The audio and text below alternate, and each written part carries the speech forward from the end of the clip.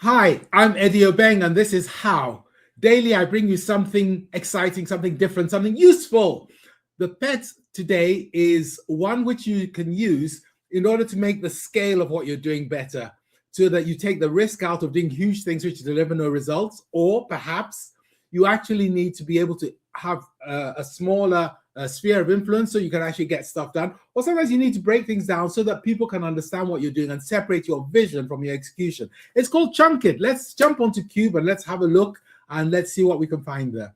So this is one of my favorite cubicles on Cube where the sun is always shining. You can see the blue skies up here.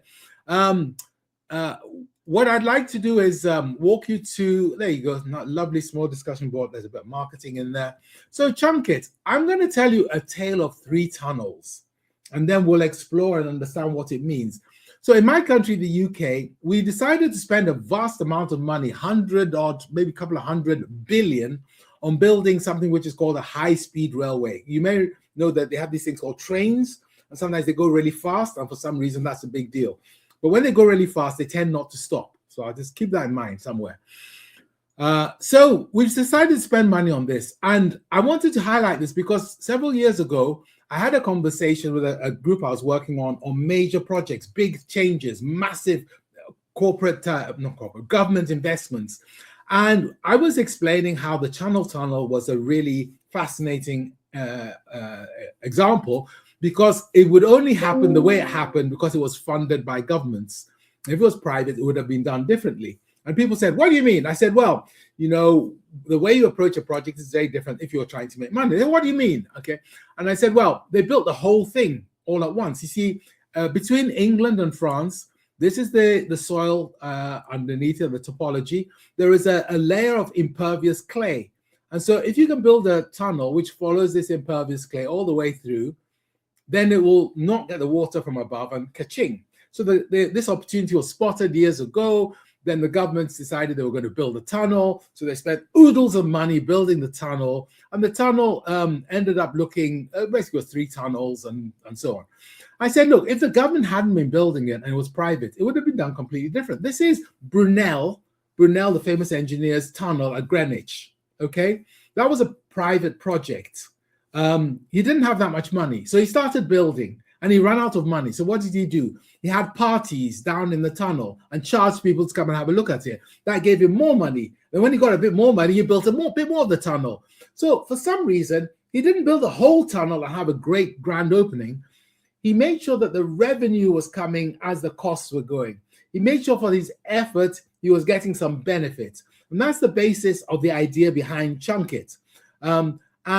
If he'd been born today and allowed to build the Channel Tunnel, in my very humble opinion, the tunnel is 2 lots of trains going backwards and forwards and a service tunnel in the middle. I bet Brunel would have built the service tunnel in the middle, charged companies for running water and electricity lines through it to get the money. Then I bet he'd have built one of these things and shuttled backwards and forwards. Then he'd have built the third one. That's my guess. He would have chunked it up. We see chunking all the time, everywhere we go. My favorite example is when I'm driving past, say, a motorway service station or walking past a shopping center or something like that. And all of a sudden it says the magic words, and the magic words are always the same. The magic words are, where are we now? Are now fully open, okay? Why do we have the words now fully open? Because once upon a time it was not fully open. Now fully open now. Okay, now is the important point. What does that mean? It means that traditionally, the way you would have built a situation like that is you'd have gone, I want to build a shopping center, petrol station, whatever it is. Here we go. This is the effort I'm having to do. This effort, arrow down, benefit. Or you can think about it in terms of positive money, negative money, or investment, or whatever it is. So you go, I'm going to build a petrol service station. You go down, down, down, spend your money, spend your money, spend your money, spend your money. And then if you're lucky, when you've built the petrol station, the shops, the motel, everything else, you have a grand opening ceremony and all the money comes back in. That's basically how they used to do it. But in a world of change and complexity, you'll see they build the petrol station.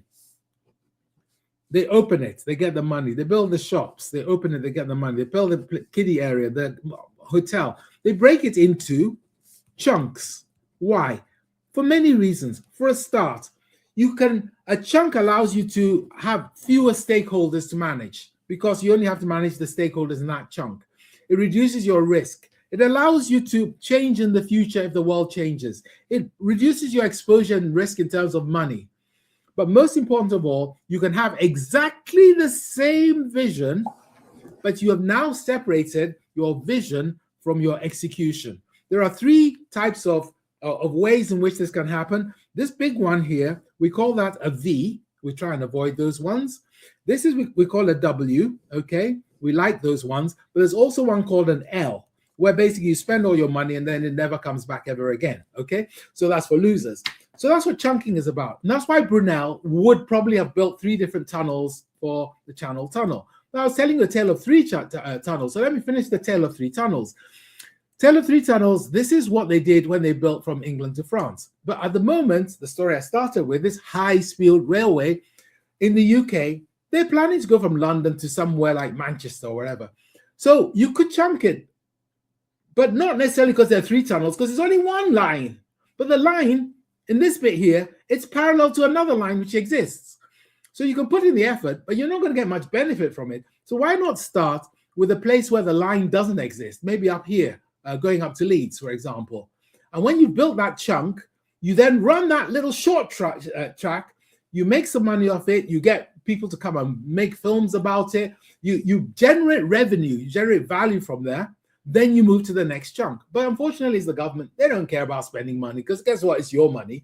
So they just do the whole thing as one big thing. It's too big. It's too complex. They overspend and so on. So that's how you actually approach life and complexity in chunks. Let me show you the PET now. The PET basically says, think about the benefit and the effort.